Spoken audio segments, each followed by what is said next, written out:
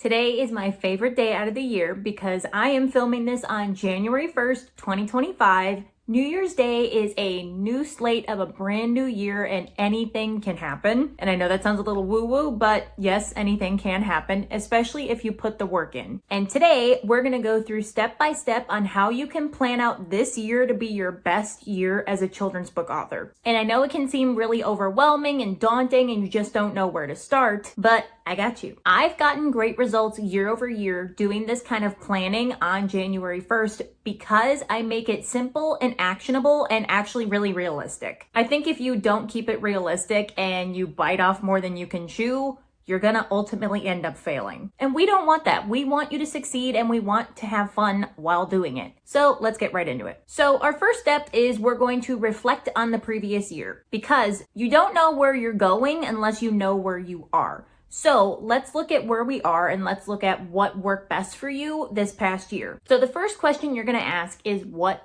worked. So the best way to figure this out is you can look through your analytics on social media. If that's a part of your goals, you can look through your Shopify if you have a Shopify, or your website analytics to see like when you had the most orders or when you had the most website visits. And then think back to how you got those orders and how you got that traction. Like what method did you use, and then write that down. If you follow along and you write it down with me, it's going to be a lot easier for you to dissect and understand. For me, what worked best is doing craft shows, in-person markets, and festivals. That is where I sold the most books. And then we're going to ask ourselves, what didn't work? I know reflecting on the bad stuff kind of seems counterintuitive and very negative, but we do want to see what didn't work. So for me personally, what didn't work was paid ads on Amazon. I find them to be a soul sucker and it just drains your wallet and for really no good return. So that didn't work for me. So then write down what didn't work for you. Then we're gonna think about what key lesson did we learn? Or what is it that we want to improve on this year? So for me, the in-person markets really work best for me. So I'm going to do more of them. So that is how I'm gonna improve. And I might even switch out the layout a bit just to see what will flow better. So now that we've done that, we're gonna set clear goals for this year. So I know that a lot of people have multiple goals, but I think it's best if you just focus on 1 to 2 goals that you really wanna nail in and drive into. Now, I know that we're feeling a little ambitious in the beginning of the new year and that we can do more than we think we can, but we're gonna keep this really simple. What is your top 1 or 2 goals that you want to achieve this year that will drastically help your business and career as a children's book author? So I'm going to be a little ambitious, and my top goal is going to be to make $10,000 in book sales from just in-person events. And like I said, pick the goal that resonates the most with you. You could also pick like, I want to grow my social media account. I want to grow my email list. I want to do more school visits, like whatever floats your boat. Another one of my goals, aside from the $10,000 in book sales from just in-person markets, is growing my email list. And I have 2 separate email lists. One is for like my author center business where I take clients.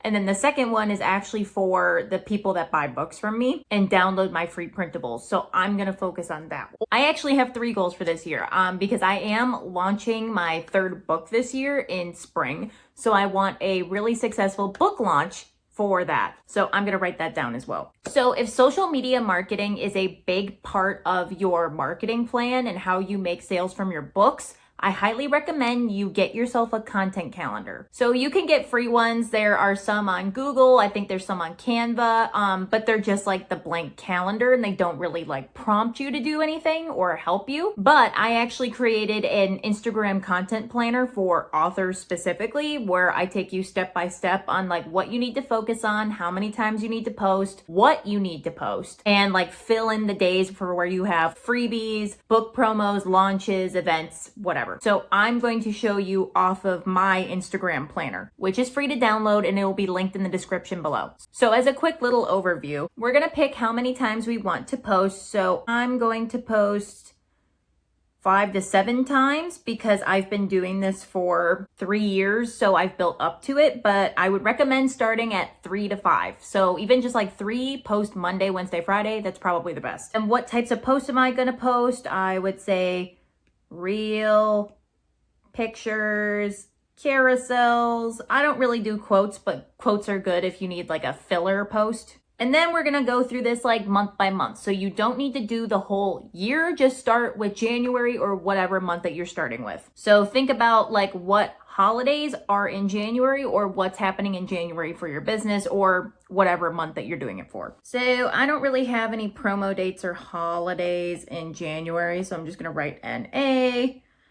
Okay, and under here, I give you different content pillars and the different kinds of posts that you can post. It will help you with idea generation. You don't have to stick with it, but it's just to help you. And I really like to use ChatGPT for idea generation. I don't like to use it for anything else, but it will help me with like, what kinds of posts can I make? Like if I'm stalling on an idea, I can ask ChatGPT to think of ideas that would work for the content that I make. So we're gonna do that. So I'm just gonna type in the prompt that I put in the planner for you, and it's gonna generate ideas. And you can pick and choose which ones you like or don't like. So in this prompt, I said, give me 20 Instagram post ideas for entertaining reels as a children's book author. And actually these turned out really good. So some examples that I got is a day in the life of a children's book author. So show snippets of your writing, illustrating, and brainstorming process paired with an upbeat soundtrack. That would be cool. Or how I created my main character, or like a funny one would be like kind of a skit. So types of authors during writer's block and what different authors do. You know, you get the gist. So I recommend you try this out for yourself. You might really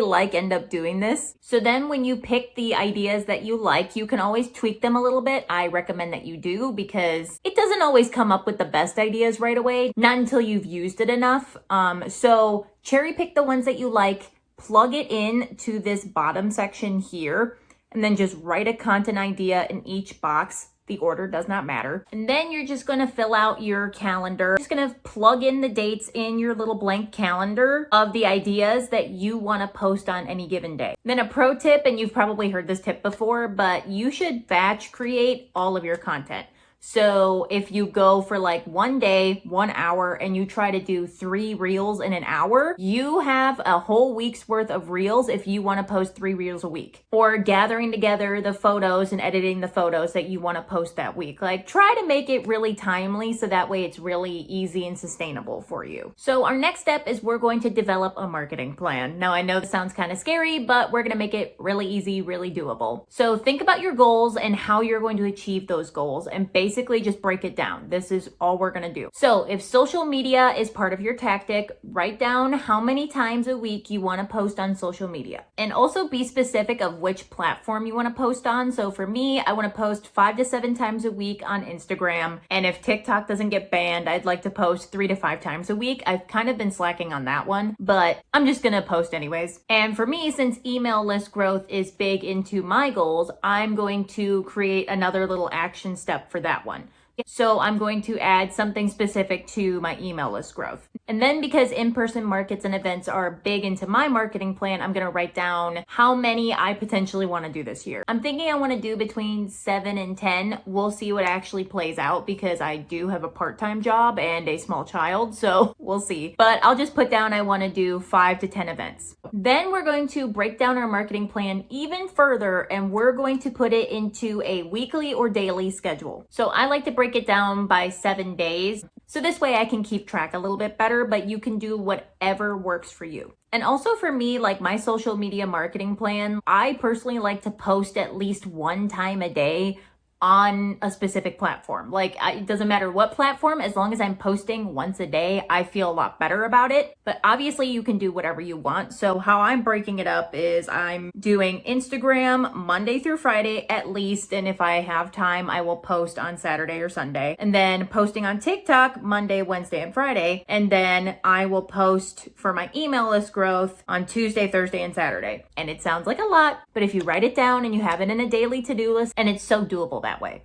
And since I want to do more in-person events on Sundays, I will do research for local events and email the event coordinators about applications or even apply to one. And that's just an example of something that you can do. Now, I know this method sounds a little simple, like maybe too simple, but that is how I like to achieve my goals. I like to go from my big yearly goals into my daily or weekly goals. So I like to think of like my big yearly goals as my output goals. So those are the ones that I can't really control, and it depends on varying factors, but this is what I want to strive for. But doing it this way, if I put daily or weekly to-dos or habits, these are my input goals. So these input goals will help me get to the output goals. And something that I do as well is I will take my weekly calendar and I will print it out and I will laminate it and I will post it on my fridge, put it in my little to-do list notebook, or I will put it on corkboard above my desk so that way I can see it every day. And then I take a dry erase marker and I check it off because I love checking things off. It makes me feel so much better about myself. And then I'll check it off, and then because I laminated it, it's easy for me to like wipe it off if a new week comes, and that holds me accountable. So just to recap, what we're gonna do to make this our best year yet as a children's book author is we're first going to reflect on the previous year and what worked and what didn't work. Then based off of that, we are going to set clear defined goals for this year, and we're gonna make them realistic and trackable. And then if applicable, I really think you should do this anyways, is we're going to create a content calendar for every month. Then we're going to develop a marketing plan.